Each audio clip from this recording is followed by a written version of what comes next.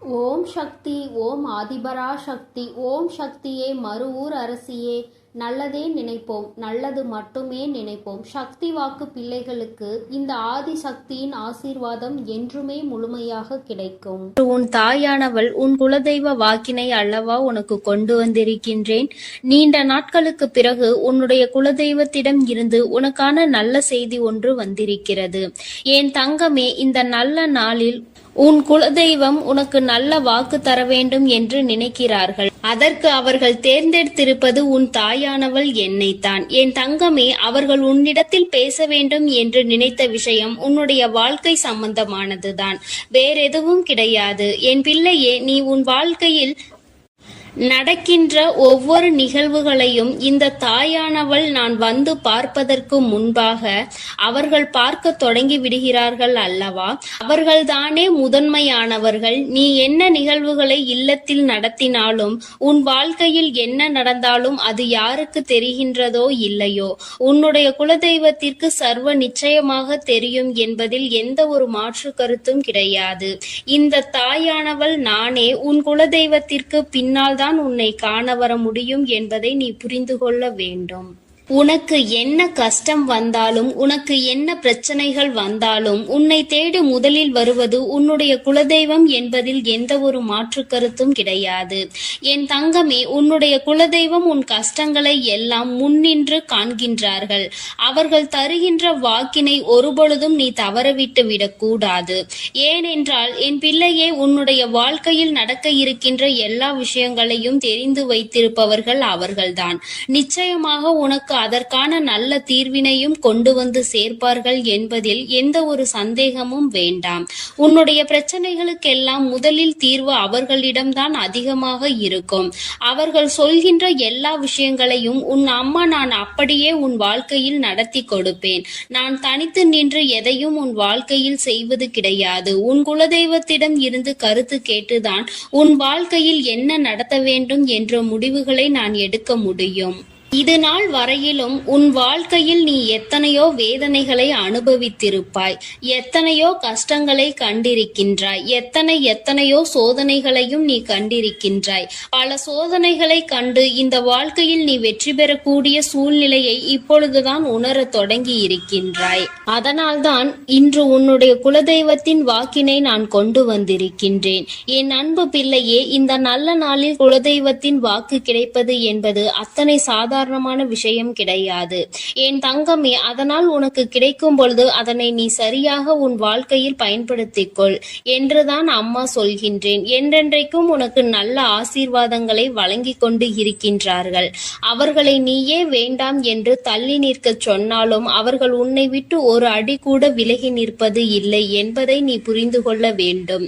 என் தங்கமே, எல்லாவற்றிற்கும் முதன்மையாக இருக்கக்கூடிய உன் குலதெய்வம் இன்று உனக்கு தர வந்திருக்கின்ற இந்த வாக்கானது உன்னுடைய வாழ்க்கையில் அதிசக்தி வாய்ந்த வாக்காக இருக்கும். என் குழந்தையால் மறக்க முடியாத நல்ல வாக்காக இருக்கும். என் தங்கமே, நான் எப்பொழுதும் உன்னை தேடி வந்து உன்னோடு பேசிக் கொண்டிருப்பதை உன் குலதெய்வம் கண்டதினால்தான் என் மூலமாக உன்னிடத்தில் பேசுகிறார்கள். அதற்கும் என் பிள்ளைக்கு சந்தேகம் வரும் அல்லவா? குலதெய்வம் என்னிடத்தில் பேச வேண்டியதுதானே, எதற்காக உன் மூலமாக என்னிடத்தில் பேசுகிறார்கள் என்ற சந்தேகம் உனக்கு வரத்தானே செய்யும். என் தங்கமே, உன்னுடைய சந்தேகத்திற்கான பதிலை நான் இப்பொழுதே உன்னிடம் சொல்லிவிடுகின்றேன். நீ என்னோடு அதிக அன்போடு இருப்பதனால் என் மூலமாக உன்னை காண வந்திருக்கின்றார்கள். அப்படியானால் ஒரே நேரத்தில் உன்னுடைய குலதெய்வத்தையும் உன்னுடைய இஷ்ட தெய்வத்தையும் கண்டுவிட்ட பலன் உனக்கு கிடைத்து விடும் அல்லவா? என் தங்கமே, இந்த தாயானவள் உன் வாழ்க்கையில் எந்த அளவிற்கு இடத்தை பிடித்திருக்கிறேன் என்பது நான் நன்கு உணர்ந்த விஷயம்தான். என் பிள்ளையே, நீண்ட நாளாக உன் தாயானவள் உன் வாழ்க்கையில் இருக்கின்ற ஒரு கஷ்டத்தை புரிந்துதான் அதற்கான தீர்வினை கொடுப்பதற்காக வந்திருக்கின்றேன். இனி இந்த வாழ்க்கையில் உனக்கு நல்லது நடக்கும் என்பதை நீ முழுமையாக நம்பிவிட்டாலே போதும். எல்லா கஷ்டங்களிலும் இருந்து உனக்கு நான் நிச்சயமாக ஒரு நல்ல நிலையை கொடுப்பேன். இதில் எந்த ஒரு மாற்று கருத்தும் கிடையாது. எல்லா சூழ்நிலைகளும் உன் வாழ்க்கையில் மாறிவிடும். குலதெய்வம் இன்று உனக்கு தருகின்ற வாக்கினை சரியாக கேட்டுக்கொள். அதை உன்னுடைய மனதிற்குள் நீ பதிய வைத்துக்கொள். என் குழந்தை குழந்தையே, உன் குலதெய்வம் உன்னிடத்தில் சொல்கின்ற முக்கியமான விஷயம், உன் வாழ்க்கையில் பல மாற்றங்கள் ஏற்பட போகிறது என்றுதான் சொல்கின்றார்கள். ஒரு கஷ்டத்தில் இருந்து நீ மீண்டு வரப் போகின்றாய். உன்னை கை நீட்டி பேசிய ஒருவர் உன்னிடத்தில் மன்னிப்பு கேட்கப் போகின்றார். உன் மனதினை காயப்படுத்திய ஒருவர் இன்று வேதனைப்பட்டு கொண்டிருக்கிறார். குலதெய்வத்தின் முன்னால் நின்று யாரெல்லாம் உன்னை சபித்தார்களோ அவர்கள் வாழ்க்கை கேள்விக்குறியாக மாறி நின்று கொண்டிருக்கிறது. இப்படி ஒவ்வொருவரும் அவர்கள் வாழ்க்கையில் செய்திருக்கின்ற விஷயங்களை கண்டு மனம் வேதனை பட போகின்றார்கள். உனக்கு வாழ்க்கையில் கஷ்டம் வந்துவிட்டது என்று எண்ணி வருத்தப்படாமல், என் பிள்ளையே, இனி உன் வாழ்க்கையில் நடப்பது எல்லாமே உன் சந்தோஷத்தை மட்டுமே அடிப்படையாக கொண்டது என்பதை நீ புரிந்து கொண்டால் போதும். என் பிள்ளையே, இந்த வாழ்க்கை உனக்கு கொடுத்தது எல்லாமே இனி உன்னுடைய மனநிலையில் சந்தோஷத்தை கொண்டு வந்து கொடுக்கும் என்பதை நீ புரிந்து கொண்டால் போதும். எல்லோரும் ஒரு நாள் இந்த தாயானவள் என்னுடைய வாழ்க்கையில் என்ன நடத்தி கொடுத்தாள் என்று நிச்சயமாக யோசிக்கின்றபடி உன் வாழ்க்கையில் அம்மா நிச்சயமாக நல்ல விஷயத்தை நடத்தி கொடுப்பேன் என்பதை நீ புரிந்து கொண்டால் போதும். இப்பொழுதெல்லாம் இந்த வாழ்க்கையில் நீ பட்ட கஷ்டங்களுக்காக வேதனைப்பட்டு நின்றாயோ, அந்த நேரத்தில் எல்லாம் உன் குலதெய்வமும் உன் தாயானவள் நானும் உன்னை காக்க வந்திருக்கிறோம் என்பதை ஒரு நாளும் நீ மறந்துவிடக் கூடாது. ஒரு விஷயம் தவறு என்று தெரிந்துவிட்டால் அதை ஒரு நாளும் என் பிள்ளை நீ செய்ய துணியாதே. அதே நேரத்தில் ஒரு விஷயத்தை செய்யும் பொழுது அது உனக்கு சரி என்று தோன்றிவிட்டது என்றால் யார் சொன்னாலும் அதன் பிறகு அதை நீ நிறுத்தி விடாதே. நல்லபடியாக அதை செய்து நீ வெற்றி பெறுவதற்கான முயற்சிகளை எடுத்துக்கொள்ள வேண்டுமே தவிர ஒரு நாளும் என் பிள்ளை இந்த வாழ்க்கையில் நீ அடைய நினைக்கின்ற விஷயங்களை அடையாமல் விட்டுவிடக் கூடாது. உன்னுடைய முயற்சி இந்த வாழ்க்கையில் அதிகமாக இருப்பது போல இனி உன் வாழ்க்கையில் நடப்பது எல்லாமே உன் சந்தோஷத்தை மட்டுமே அடிப்படையாக கொண்டது என்பதனை நீ புரிந்து நடந்து கொள்ள வேண்டும். உனக்கு என்றென்றைக்கும் உன்னுடைய குலதெய்வம் துணை இருக்கின்றது என்பதை புரிந்து கொண்டு உனக்கு என்னாலும் இந்த தாயானவளின் உடைய ஆசீர்வாதங்கள் இருக்கும் என்பதை நினைவில் வைத்து கொண்டு நீ செய்ய நினைக்கின்ற விஷயங்கள் எல்லாவற்றையும் சரியாக செய்து கொண்டு இருக்க வேண்டும். என் தங்கமே, என்றெல்லாம் இந்த தாயானவள் உன் வாழ்க்கையில் வருகின்றாரோ என் தங்கமே, என்றெல்லாம் இந்த தாயானவள் உன் வாழ்க்கையில் வருகின்றாளோ அன்றெல்லாம் என் கூட உன்னை காண உன் குலதெய்வமும் வருகிறார் என்பதை நீ மறந்துவிடக் கூடாது. என் பிள்ளையே, எந்த விஷயங்களை உன் வாழ்க்கையில் செய்வதாக இருந்தாலும் நாங்கள் இருவரும் கலந்து ஆலோசித்துதான் உனக்கு செயல்படுத்துவோம் என்பதையும் நீ நினைவில் வைத்துக் கொள்ள வேண்டும். என் பிள்ளையே, நீ கேட்பதை தெளிவாக கேட்க வேண்டும். அப்பொழுதுதான் உனக்கு கொடுக்கின்ற தெய்வங்களும் எதையும் யோசிக்காமல் கொடுக்கும் என்பதை நீ புரிந்து கொள்வாய். எதையும் கண்மூடித்தனமாக உனக்கு கிடைக்க வேண்டும் என்று நீ நினைத்து கொண்டிருந்தால் நிச்சயமாக அது உன்னை வந்து சேராது. உனக்கு பிறகு அதனால் நீ படுகின்ற கஷ்டங்களை நாங்கள் வேடிக்கை பார்க்க முடியாது. எதை கொடுக்க வேண்டுமோ அதை சர்வ நிச்சயமாக உனக்கு நாங்களே தேடி வந்து கொடுப்போம் என்பதில் எந்த ஒரு மாற்று கருத்தும் கிடையாது.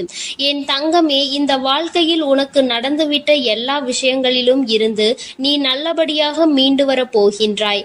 அவர் உன் வாழ்க்கையில் உனக்கு கஷ்டங்களை கொடுக்கிறார் என்று நீ நினைத்து விடாதே. அவர்கள் நிச்சயமாக உன்னை நினைத்து வருத்தப்படதான் செய்கின்றார்கள். உனக்கு நல்ல நேரம் ஆரம்பித்து விட்டது என்பதை தான் உன் குலதெய்வம் இன்று நான் உன்னிடத்தில் சொல்ல வந்தேன். இனி எந்த சூழ்நிலையிலும் நீ கவலைப்படாமல் இரு. நான் உன் வாழ்க்கையை உயர்நிலைக்கு கொண்டு செல்ல போகின்றேன். என் குழந்தையே, உன் குலதெய்வ வாக்கினை நீ கேட்டுவிட்டாய் அல்லவா?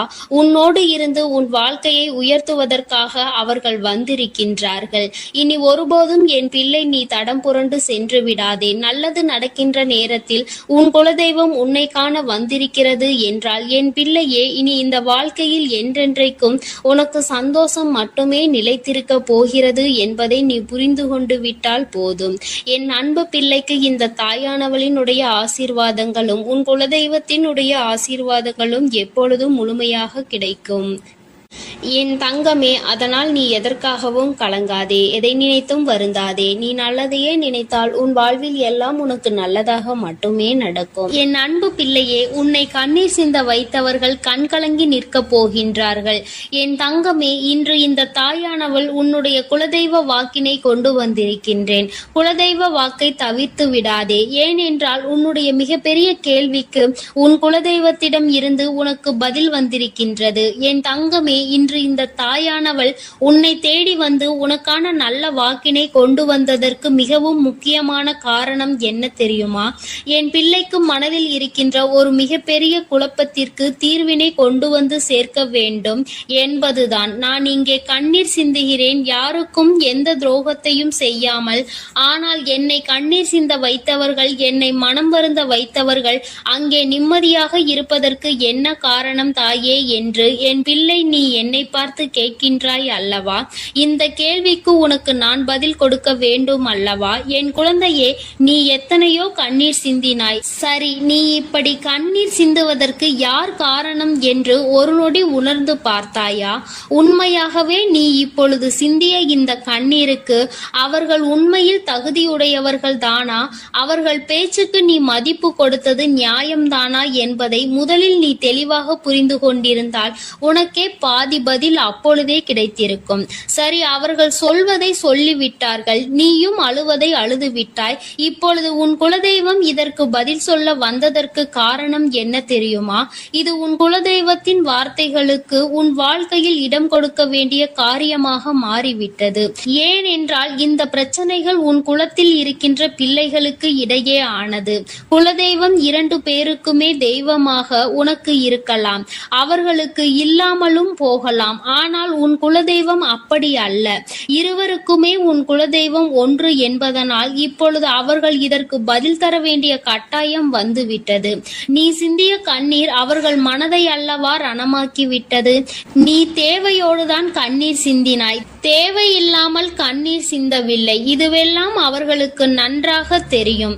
என் குழந்தையே, நீ தவறுகள் செய்திருந்தாலும் சரி, தவறுகள் செய்யாவிட்டாலும் சரி, அதற்கு என்ன விஷயங்கள் என்ன காரணங்களாக உன் வாழ்க்கையில் வந்தாலும் அதை நீ சரியான கோணத்தில் எதிர்கொண்டு இருக்க வேண்டுமே தவிர ஒருபொழுதும் அழுது உன்னுடைய நிலையில் இருந்து நீ இறங்கி வந்திருக்க கூடாது. என் குழந்தையே, நீயாகவே உன்னுடைய நிலையில் இருந்து இறங்கி வந்ததனால் இன்று உனக்கு இருக்கின்ற கஷ்டங்கள் ஏராளமாகிவிட்டது. நீ இந்த நிலையில் இருக்க வேண்டும் என்று எண்ணி அவர்கள் இந்த காரியங்களை செய்தார்கள். இப்பொழுது சந்தோஷமாக அவர்கள் இருக்கின்றார்கள். அவர்களுக்கு சந்தோஷத்தை கொடுத்துவிட்டு நீ இங்கே வேதனைப்பட்டு கொண்டிருக்கிறாய் என்றுதான் உன்னுடைய குலதெய்வம் சொல்கின்றார்கள். அது மட்டும் அல்லாமல் நீ இன்னமும் சில செயல்களை வேண்டாதவைகளாக செய்து கொண்டிருக்கிறாய் என்று அவர்கள் மனம் வருத்தப்படுகின்றார்கள். யாருக்கு என்ன பிரச்சனை என்றாலும் அதை இழுத்து உன் தலையில் போட்டுக்கொள்வதே மிகப்பெரிய வேதனைக்குரிய செயலாகும். அவர்கள் நினைக்கின்றார்கள் அடுத்தவர்கள் படுகின்ற கஷ்டங்களை பார்த்து மனம் இறங்குவதில் தவறில்லை. அதற்கு அவர்கள் உன்னிடத்தில் உதவிகள் கேட்டால் மட்டும்தானே செய்து கொடுக்க வேண்டும். மாறாக நீயாகவே உள்ளே நுழைந்து அவர்களுக்கு உதவுகிறேன் என்று சொல்லிவிட்டு நாளை உன்னுடைய கஷ்டங்களுக்கு யாரும் உனக்கு உதவிக்கு வராமல் நீ நிற்கும் பொழுது அது எத்தனை பெரிய வேதனையாக இருக்கும் என்பதை உன்னால் புரிந்து கொள்ள முடியும்.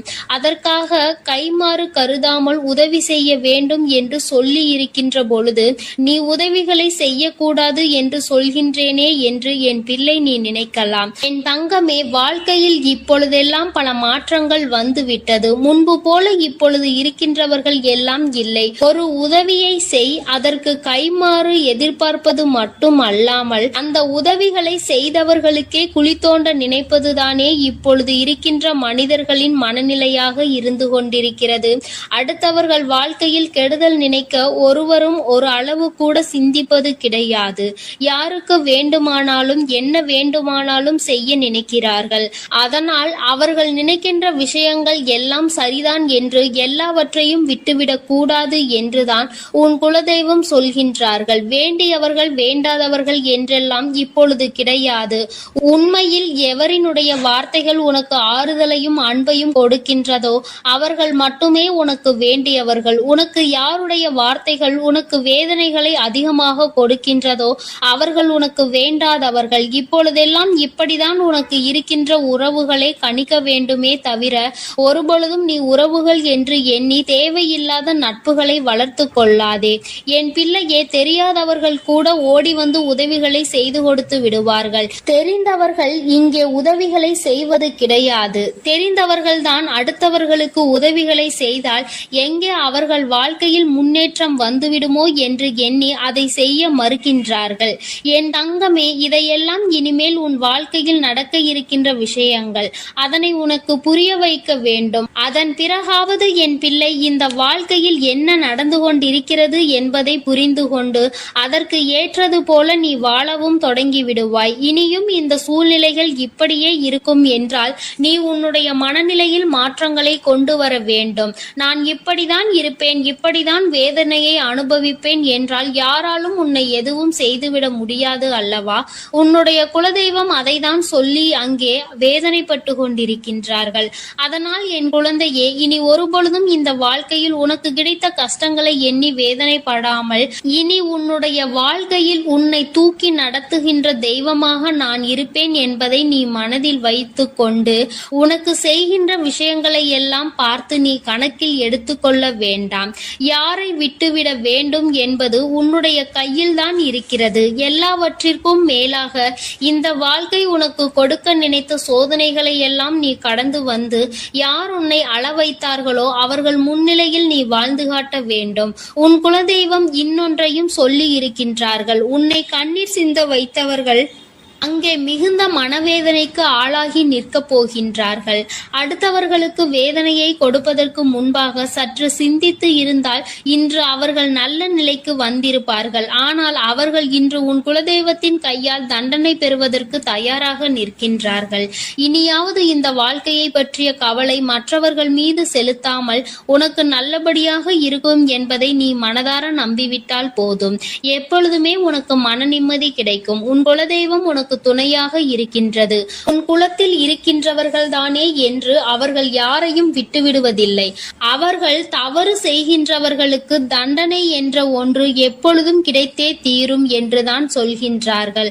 அந்த தண்டனையை அவர்கள் இந்த வாழ்க்கையில் அனுபவித்தே தீருவார்கள் என்பதிலும் எந்த மாற்று கருத்தும் கிடையாது. எதுவாக இருந்தாலும் இல்லையே, நீ மட்டும் மனதார எந்த துரோகத்தையும் செய்து விடாதே. இனி இந்த வாழ்க்கை உனக்கு நல்லதை கொடுக்க வேண்டும் என்றால் கெட்ட மனிதர்களிடம் இருந்து சற்று ஒதுங்கி இருக்க பழகிக்கொள்.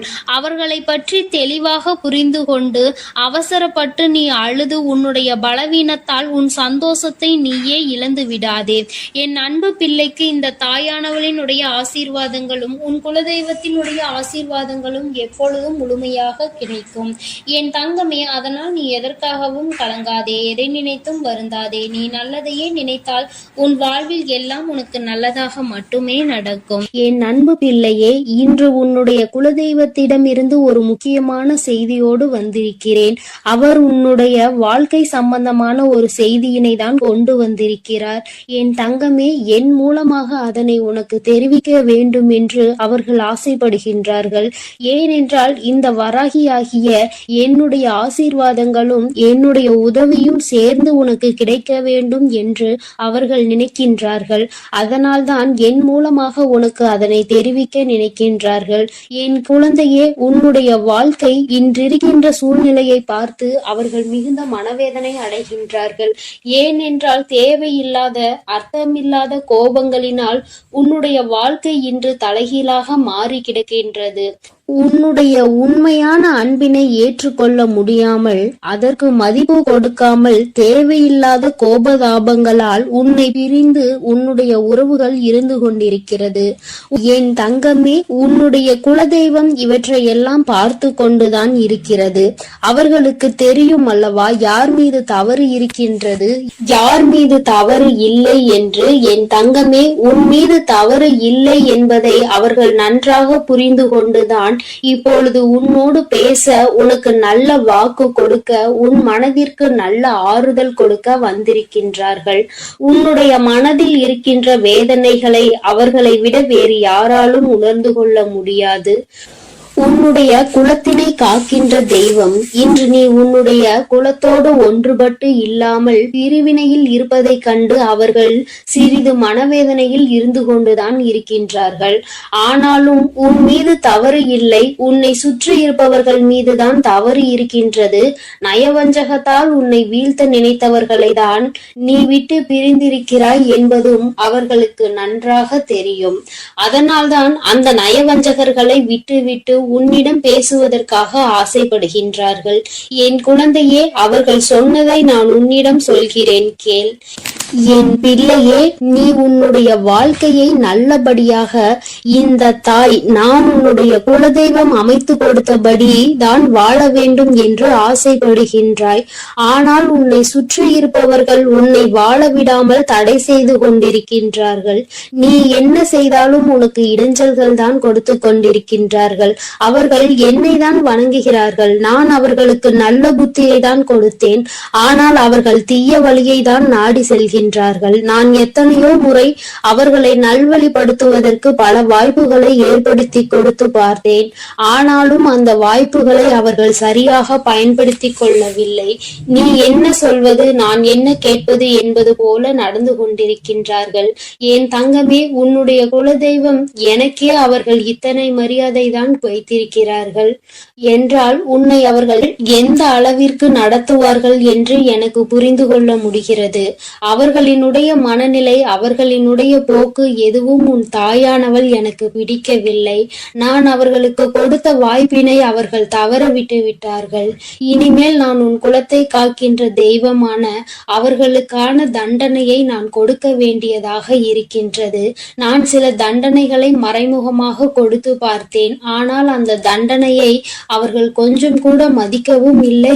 அந்த தவறுகளை திரும்ப திரும்ப செய்து கொண்டேதான் இருக்கின்றார்கள். அவர்கள் என்னவோ அவர்களுக்கு நடந்ததெல்லாம் ஒரு பெரிய விஷயமாக தெரியாதது போல நடந்து கொண்டு திரிகின்றார்கள். என் தங்கமே, நீ வேதனைப்படாதே.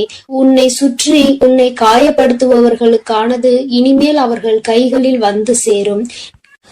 நீ நன்றாக இருக்க மாட்டாய் என்று சொன்ன வாய் அவர்களே அழிக்க போகின்றார்கள். என் தங்கமே, நீ நினைக்கலாம் நம் குலதெய்வம் அவர்களுக்கு இது போன்ற வழிகளை செய்யக்கூடாது, அவர்களுக்கு இது போன்ற காயத்தினை ஏற்படுத்த கூடாது என்று நீ நினைக்கின்றாய். ஏனென்றால் உன்னுடைய மனது அத்தகைய நல்ல மனதல்லவா? எல்லோருக்குமே நல்லதை மட்டுமே செய்ய வேண்டும் என்று நினைத்தாய் அல்லவா? நீ நினைத்ததன் பலன்தான் இன்று அனுபவித்துக் கொண்டிருக்கிறாய். ஆனால் நீ நினைத்தது யாருக்காக என்பதை ஒரு முறை சிந்தித்திருக்க வேண்டும். நயவஞ்சக கூட்டம் சூழ்ச்சிகளினால் மற்றவர்களை வீழ்த்திவிடலாம் என்று நினைக்கின்ற கூட்டம். எத்தனை கஷ்டங்கள், எத்தனை சோதனைகளை கொடுத்தாலும் அதிலும் திருந்தாத கூட்டம். அவர்களுக்காக அல்லவா நீ உதவிகளை செய்ய நினைக்கின்றாய்? அவர்களுக்காகத்தானே இப்போது இறக்கப்படுகின்றாய்? நீ செய்த நன்றியை ஒரு சிறிதளவு கூட மதிக்காதவர்கள் நீ செய்த உதவியை ஒரு சிறு துளியேனும் மதிக்காமல் உனக்கு ஒரு சிறு துளி கூட நன்றி என்கின்ற உணர்வினை காட்டாமல் இருக்கின்றார்கள். எத்தனை செய்தாலும் இனியும் அவர்களுக்கு அந்த நன்றி இருக்க போவதில்லை. எதிர்பார்ப்பதும் தவறான விஷயம். ஏனென்றால் அவர்களுக்கு மனித குணம் என்பது இல்லாமல் போய்விட்டது. அவர்கள் தீய சக்தியின் பிடியில் இருந்து கொண்டிருக்கின்றார்கள். அதனால் அவர்களை தீய சக்தியின் பிடியில் இருந்து மீட்டெடுப்பதோடு மட்டுமல்லாமல் நல்ல பாடத்தினை புகட்ட வேண்டுவது உன்னுடைய குலதெய்வத்தினுடைய கடமையாக இருக்கின்றது. என் தங்கமே, நீ வேதனைப்படாதே. உன் வாழ்க்கை சில சமயங்களில் உனக்கு பிரச்சனைகளை தரும் பொழுதெல்லாம் நீ நினைக்கின்றாய், அவர்கள் விட்ட சாபமாக இருக்குமோ, நம்மை சுற்றி சுற்றி நமக்கு செய்ய நினைத்த தீய வினைகளாக இருக்கும் என்று. என் தங்கமே, நிச்சயமாக அவர்களின் சாபங்களோ அவர்கள் தீய வினைகளும் ஒருபோதும் உன் வாழ்க்கையில் பலிக்காது. இதுவரை பலிக்கவும் இல்லை. உன்னுடைய வாழ்க்கையில் நடந்து கொண்டிருக்கின்ற பிரச்சனைகளுக்கு உன்னோடு இருப்பவர்களே காரணமாக இருக்கின்றார்கள். அர்த்தமற்ற கோபங்கள், தேவையில்லாமல் மற்றவர்களின் பேச்சை கேட்பது, இது போன்ற செயல்களால் உன்னுடைய உண்மையான அன்பினை வெறுத்து ஒதுக்கி இப்பொழுது வாழ வழியில்லாமல் தவித்து நின்று கொண்டிருக்கிறார்கள். உன்னை பிரிந்தவர்கள் நன்றாக இருக்கின்றார்கள் என்று நீ ஒருபோதும் எண்ணி விடாதே. நான் என் குழந்தையை வேதனைப்படுத்தியவர்களுக்கு நிச்சயமாக சந்தோஷத்தினை ஒருபோதும் வழங்கிவிட மாட்டேன். அது எத்தனை பெரிய தவறு என்பதை அவர்கள் நிச்சயமாக உணரும் வரை இந்த தாயானவள் அவர்களுக்கு பாடத்தினை புகட்டி கொண்டுதான் இருப்பேன். என் குழந்தையே, உன்னுடைய குலதெய்வமான நான் இனிமேல் உன் வாழ்க்கையில் நடக்கின்ற பல நல்ல நிகழ்வுகளுக்கு பொறுப்பெடுத்துக் கொள்கிறேன். நீ சந்தோஷமான மனநிலைக்கு மாற போகின்றாய். உனக்கு தீங்கு செய்ய நினைத்தவர்கள் அதற்கான பலனை அனுபவிக்க போகின்றார்கள். உன்னை விட்டு பிரிந்த வாழ்க்கை மீண்டும் உன்னிடமே வந்து சேர போகின்றது. நீ உனக்கு யாரெல்லாம் நல்லது செய்யவில்லை, உன்னை பழிவாங்க வேண்டும் என்று நினைத்தார்கள், உனக்கு தீங்கு செய்ய வேண்டும் என்று நினைத்தார்கள் என்று நினைக்கிறாயோ, அவர்களை எல்லாம் நினைப்பதை முதலில் நிறுத்திவிடு. அவர்களை எல்லாம் ஒரு ஆளாக நீ மதிக்கவே வேண்டிய அவசியம் இல்லை. உன் முன்னால் வந்து நின்றால் கூட யாரோ என்று கடந்து சென்று கொண்டே இரு. ஒருபோதும் அவர்களினுடைய உறவை நீ ஒட்டிக்கொள்ள வேண்டும் என்று நினைக்க தேவையில்லை. இந்த உறவு உன் வாழ்க்கை முழுவதும் தொடரப்போவதும் இல்லை. நிச்சயமாக ஏதாவது ஒரு இக்கட்டான கட்டத்தில் உன்னை யாரென்று தெரியாதது போல நடந்து கொள்வார்கள். நிறைய அதற்கான வாய்ப்புகள் இருக்கின்றது. இன்றிருக்கின்ற மனிதர்களின் மனநிலை எல்லாம் அப்படிதான் இருக்கிறது. எல்லாம் தனக்கு மட்டும்தான், வேறு யாருக்கும் எதுவும் கொடுக்க கூடாது என்ற எண்ணம் அவர்களுக்குள் இருக்கும் வரை அவர்கள் வாழ்க்கையில் ஒருபோதும் எந்த ஒரு முன்னேற்றத்தையும் கண்டுவிட முடியாது. என் குழந்தைகளை நான் என்னுடைய குடும்பம் ஒற்றுமையாக இருக்க வேண்டும் என்றுதான் ஆசைப்பட்டேன். ஆனால் அதில் இது போன்ற நயவஞ்சகர்கள் இருக்கும் பொழுது நானே ஒற்றுமையாக இருப்பதே எப்படி என்று யோசிக்க ஆரம்பித்து விட்டேன். இது போன்ற நயவஞ்சகர்களின் பிடியில் என்னுடைய குழந்தை சிக்காமல் இருப்பதே நல்லது என்பதை உணர்ந்து கொண்டேன். எனக்கு என்ன கஷ்டம் வந்தாலும் என்னுடைய குலதெய்வம் என்னை கைவிடாது, என்னை நிச்சயமாக காப்பாற்றும் என்று நீ நல்ல எண்ணத்தோடு நினைக்கின்றாய் அல்லவா? நிச்சயமாக உன்னை ஒருபோதும் நான் கைவிட மாட்டேன்.